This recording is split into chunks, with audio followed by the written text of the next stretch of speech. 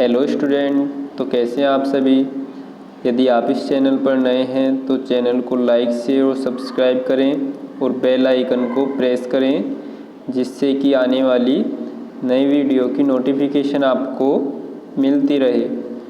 तो चलो आज की इस वीडियो में हम स्टार्ट करेंगे अध्याय 1 वास्तविक संख्याएं। देखो, प्रेजेंटेशन के आधार पर हम इस चैप्टर को समझेंगे। तो देखते हैं, देखो बहुत मज़ा आने वाला है आज इस चैप्टर में। देखो, अध्याय 1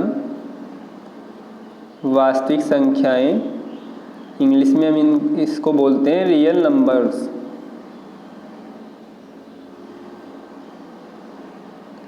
देखो, रियल नंबर्स कहाँ से शुरू होते हैं, इनके बारे में हम अभी डिस्कस करेंगे।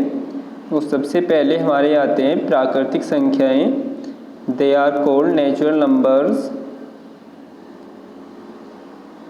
देखो, नेचुरल नंबर्स, इनको हम n से डिनोट करते हैं और कहाँ से शुरू होते हैं ये 1 2 3 और ऐसे ही अनंत तक ये नंबर्स हमारे होंगे।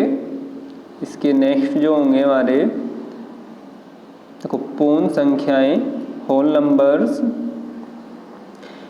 इनको हम देखो W से डिनोट करते हैं और ये भी 0 1 2 3 से लेके कहाँ तक होते हैं, अनंत तक। तो देखो, नेचुरल नंबर्स में हमारा 0 नहीं होता, लेकिन होल नंबर्स कहाँ से स्टार्ट होते हैं, 0 से। देखो, नेक्स्ट आते हैं हमारे पूर्णांक इंटीजर्स। तो इंटीजर्स को हम Z से डिनोट करते हैं और ये हमारे माइनस अनंत से लेकर कहाँ तक होंगे, प्लस अनंत तक। इसमें देखो माइनस प्लस और 0 ये सभी आ जाते हैं।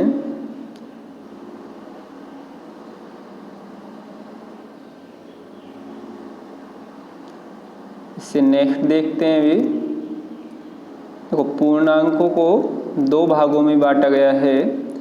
पहले जो होते हैं वे कहलाते हैं धनात्मक पूर्णांक, पॉजिटिव इंटीजर्स, जो कि हमारे देखो i प्लस के द्वारा हम इनको लिखते हैं। और जितने भी हमारे प्लस वाले नंबर्स हैं 1 से लेके अनंत तक, सभी धनात्मक पूर्णांक कहलाते हैं। इससे नेक्स्ट देखते हैं। देखो, ये होते हैं ऋणात्मक पूर्णांक, नेगेटिव इंटीजर्स। जो पूर्णांक हमारे माइनस वाले होंगे, इसको हम माइनस से डिनोट करते हैं और माइनस अनंत से लेकर -1 तक। इसे नेक्स्ट देखेंगे। देखो, इससे नेक्स्ट हमारे इस चैप्टर में एक थ्योरम है जो कि बहुत ही इम्पोर्टेंट है। इसको हम बोलते हैं यूक्लिड विभाजन एल्गोरिथम, यूक्लिड डिवीज़न एल्गोरिथम। देखो, क्या है ये थ्योरम। यदि a व b कोई 2 धनात्मक पूर्णांक हैं तथा a बड़ा है b से, तब हम लिख सकते हैं कि a बराबर BQ प्लस R, और जो R की वैल्यू होगी वो 0 के इक्वल, 0 से बड़ी और B से हमेशा छोटी होगी। तो जूम करके हम इसे देख सकते हैं। इसे नेक्स्ट देखेंगे अभी।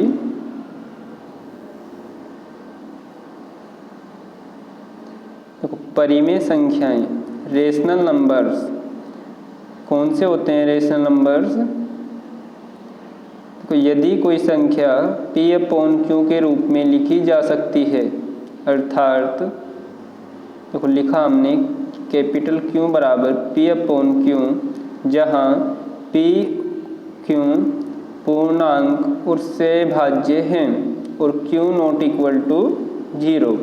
देखो, पूर्णांक हमने पढ़ा था माइनस और प्लस दोनों ही हो सकते हैं, और सहभाज्य का मतलब ये है कि 2 ऐसे पूर्णांक जिनका कॉमन फैक्टर 1 होगा, अर्थात वे दोनों पूर्णांक केवल 1 से ही विभाजित होंगे, 1 के अलावा किसी भी नंबर से विभाजित नहीं होंगे। जैसे 3,5, 3/5 हम यदि नोट करेंगे तो 3 और 5 का जो कॉमन फैक्टर होगा उसको हम HCF भी बोल सकते हैं, वो केवल 1 होगा। देखो जैसे 2/3, 2 और 3 को भी हम तो सहभाज्य होंगे। कैसे? क्योंकि इनका कॉमन फैक्टर जो है वो केवल 1 है, 1 से ही ये दोनों डिविजिबल हैं। 4 - 3 -4/5 इस तरह से। देखो 0/4 हम नोट कर सकते हैं, परिमेय संख्या होगी एक, और √4 भी एक कैसी संख्या है? परिमेय संख्या, क्योंकि √4 का जब हम वर्गमूल निकालेंगे स्क्वायर रूट तो वैल्यू जो होगी वो हमारी 2 होगी, और 2 को हम 2/1 करके नोट कर सकते हैं। तो 2 एक कैसी संख्या होगी? परिमेय संख्या होगी। इसके नेक्स्ट होती हैं अपरिमेय संख्याएं। इंग्लिश में हम इनको बोलते हैं इरेशनल नंबर्स। देखो वे संख्याएं जो परिमेय नहीं होती, अर्थात देखो जैसे 0.02002, फिर से 002 और डैश, इसी तरह से आगे भी लिखी जा रही है। मतलब इसका जो दशमलव प्रसार है वो शांत नहीं है, मतलब वो कहीं पर भी उसका एंड नहीं हो रहा। तो ऐसे नंबर्स को हम बोलेंगे इरेशनल नंबर्स, अपरिमेय संख्याएं। जैसे √3, यदि हम √3 का वर्गमूल निकालेंगे तो उसकी जो वैल्यू होगी उसका दशमलव प्रसार वो शांत नहीं होगा, अशांत होगा, तब ये संख्या कहलाएगी अपरिमेय संख्या। जैसे √5, मतलब रूट के अंदर यदि हमारी कोई भी अभाज्य संख्या लिखी है तो वो कहलाएगी अपरिमेय संख्या।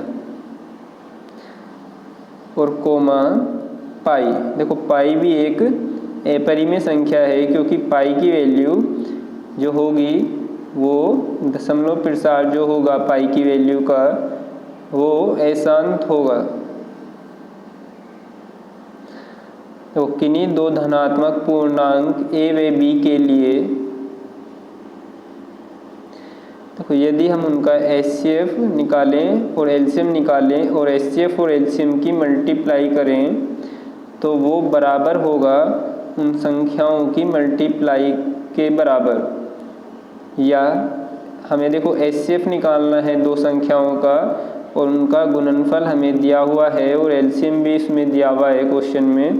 तो HCF निकालने के लिए हम उनके संख्याओं के गुणनफल को LCM से भाग करेंगे।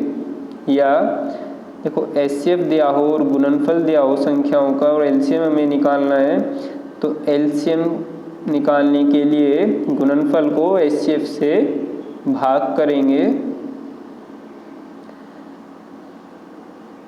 तो आज की वीडियो में बस इतना ही, मिलते हैं नेक्स्ट वीडियो में।